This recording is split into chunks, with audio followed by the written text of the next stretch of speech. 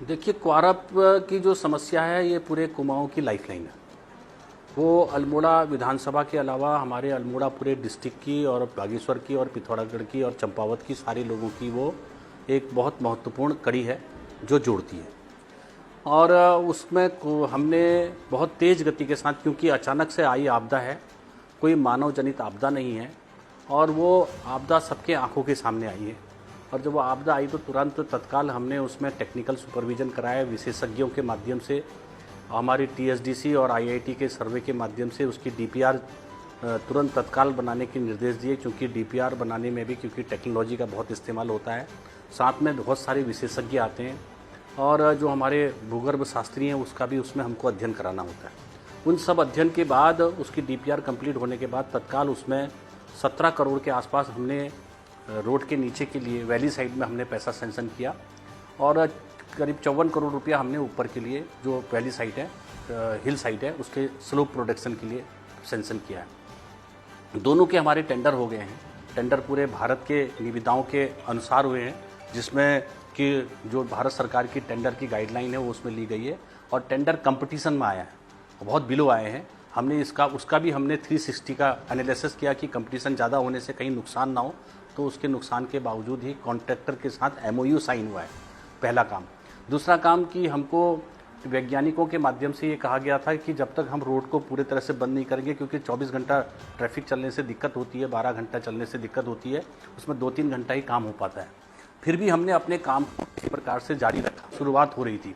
Second, हमने पहली बार ऐसा हुआ है, एनएच ने, राष्ट्रीय हमारे सड़क परिवहन मंत्रालय ने, हमने अपने काम को, हम लोगों को जल्दी से जल्दी राहत दे, और चूँकि डिजास्टर के गाइडलाइन के अनुसार मैंने किसी प्रकार से 10.5 करोड़ रुपया हमने एक अप्रोच रोड के लिए, जो कि इस रोड को छोड़ करके हम, क्योंकि एक रोड बहुत लंबा था और अल्मोड़ा के लोग, हमारे लोगों को और पूरे क्षेत्र के लोगों को उसका बड़ा नुकसान हो रहा था, तो हमने 2 वैली ब्रिज और एक रोड सैंक्शन की, और उसमें हमने गांव वालों से भी बात करी, और उसके बाद जब जाके वो हमारा, उनको हमने मुआवजा भी दे करके, उनकी ज़मीनें लेकर के तत्काल से हमने उसको टेंडर काम चालू करने का प्रारंभ किया।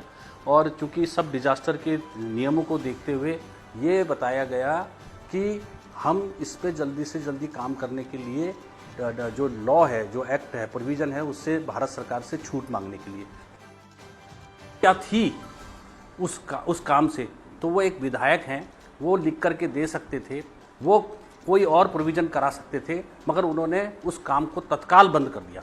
और इसका मेरा सीधा आरोप मनोज तिवारी जी पर है। जो हमारा दूसरा अप्रोच हम रोड बना रहे थे, उसको क्यों रोक दिया गया? आज 15 तारीख को वो काम कंप्लीट हो जाता। ये रोड अगर नहीं बनी है तो उसके सीधे दोषी मनोज तिवारी जी और कांग्रेस है। जितनी असुविधा हो रही है वो सब मनोज तिवारी जी, हमारे विधायक जी के कारण से हो रही है। उन्होंने लगातार 1 नहीं 7-8 बार धरना दिया है, जबकि वो एक विधायक हैं अल्मोड़े की। मैं भी अल्मोड़ा का ही रहने वाला हूँ, और उन्होंने मुझे आज तक एक पत्र भी नहीं दिया, ना कभी मुझसे मिले।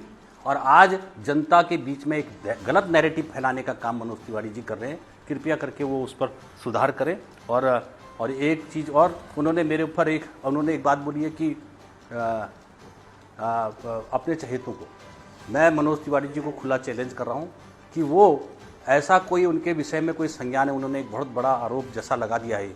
मैं उनको कह रहा हूँ कि तत्काल से तत्काल वो मुझे बताएं या लोगों के सामने साफ करें क्लियर, नहीं तो मैं उनको सरकार नोटिस दे करके ये बात को जरूर कहूँगा कि आपने ऐसा नैरेटिव फैलाने का काम क्यों कर रहे हैं।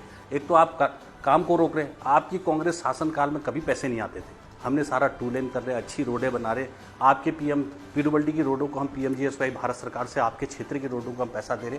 उन्होंने तो धन्यवाद देना चाहिए था मुझे कि मंत्री जी आपका, देखो आप अल्मोड़ा के मंत्री हैं, आपके कारण से हमको स्लोप प्रोटेक्शन का कम से कम 175-80 करोड़ रुपये हमको आपका मिल गया। इतना उन्हें धन्यवाद देना चाहिए था। आपके कारण से कभी कहीं नहीं हुआ है पूरे प्रदेश में, आपने हमको एक अप्रोच रोड दे दी। उन्होंने मुझे सहयोग करना चाहिए था। वो पूरे जनता के बीच में, उनके पास कोई मुद्दा है नहीं, और उल्टे तरीके से वो काम करके इस तरीके का माहौल पैदा करना चाह रहे हैं।